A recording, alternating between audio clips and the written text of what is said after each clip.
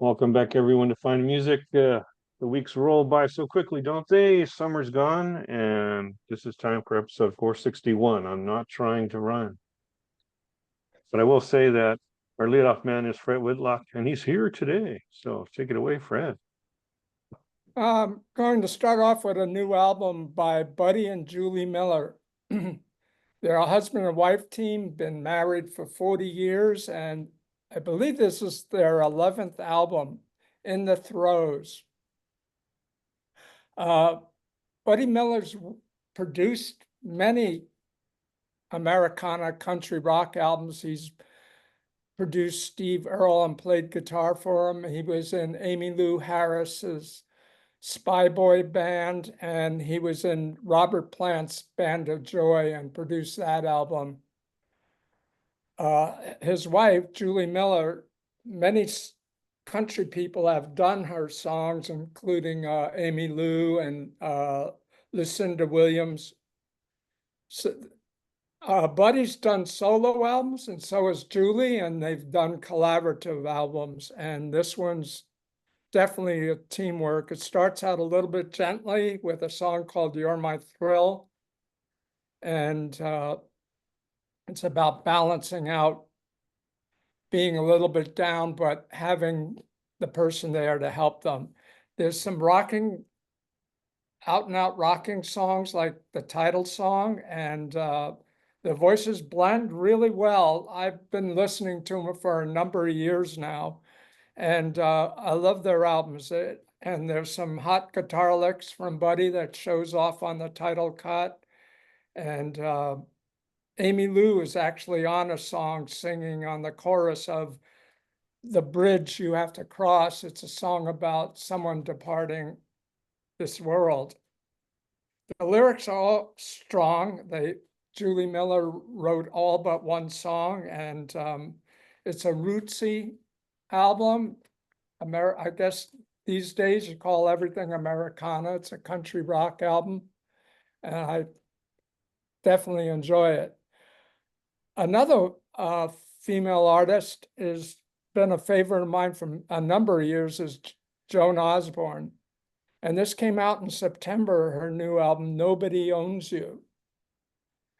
It starts off with a great song, I Should Have Danced More. It's about having regrets and things you should have done, but also looking ahead and reflecting that her feet is on the ground and she's not under the ground, so she's got time to make up for it.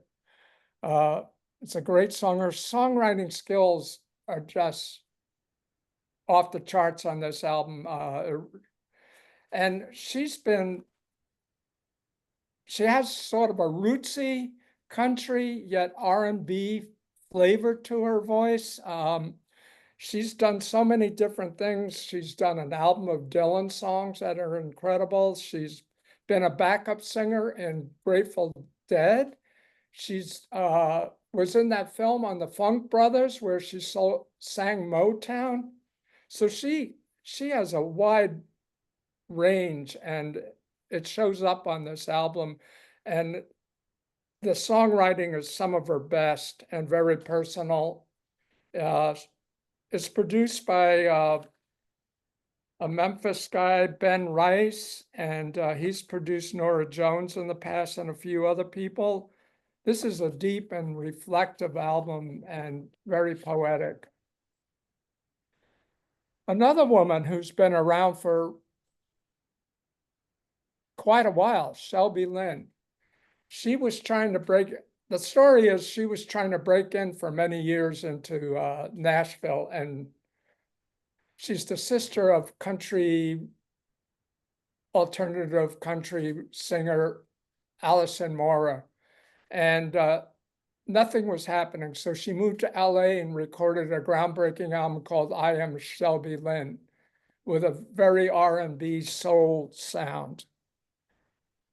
And now her new album, she returned to Nashville, as according to articles that I read, all she wanted was a publishing deal, but people worked with her and got her a contract with Monument Records, and they wanted her to record an album. So she records this album in Nashville, but it's hardly a country lick on it. It starts off with a spoken word. It's her voice is R&B, soulful and dreamy, sort of like Julie Cruz or Lisa Gerard.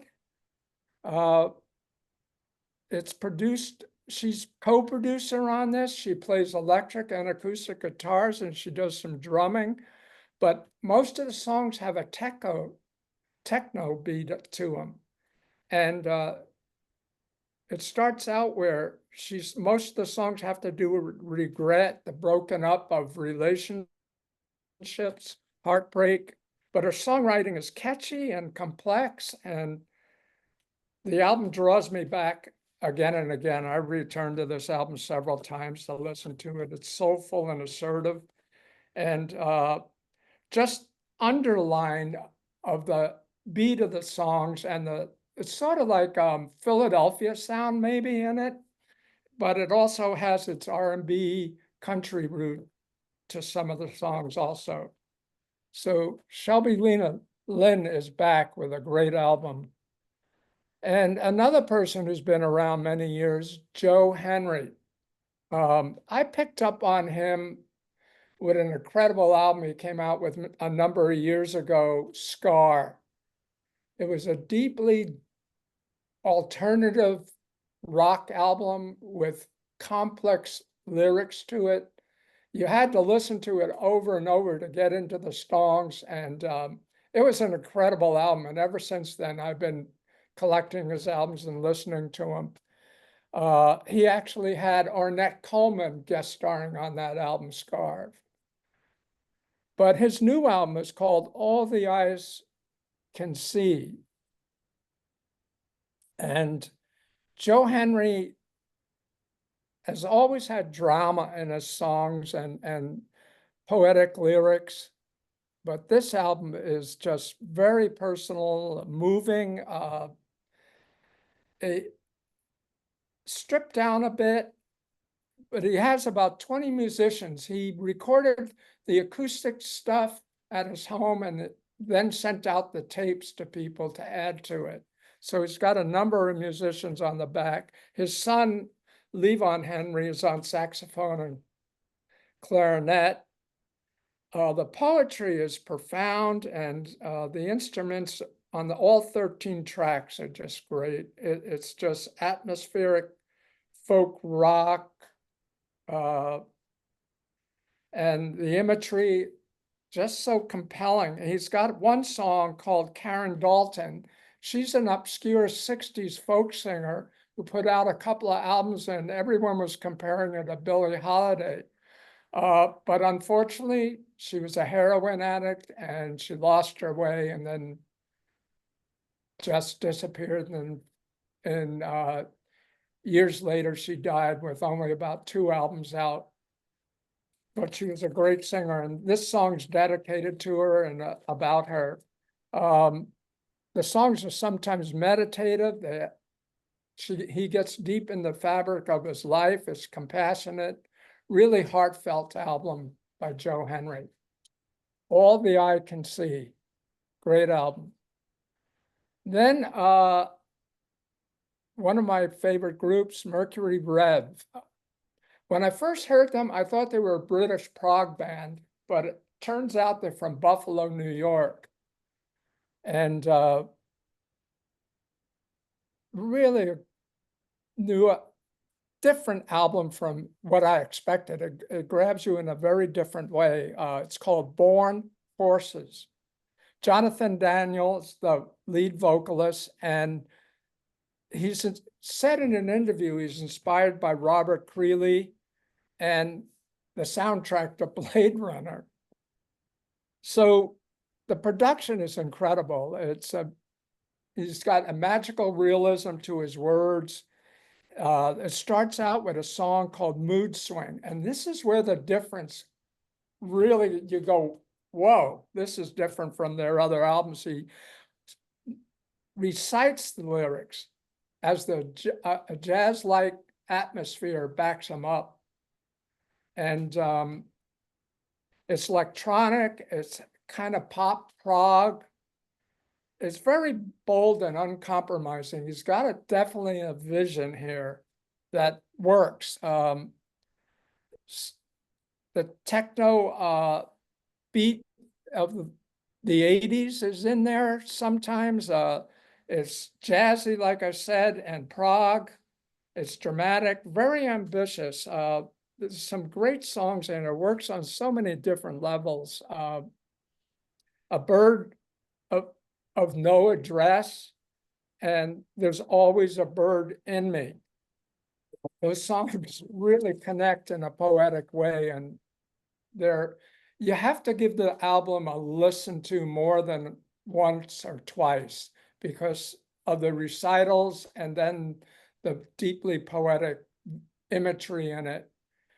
It grabs you and starts to grow on you. It's a really fine album, I believe.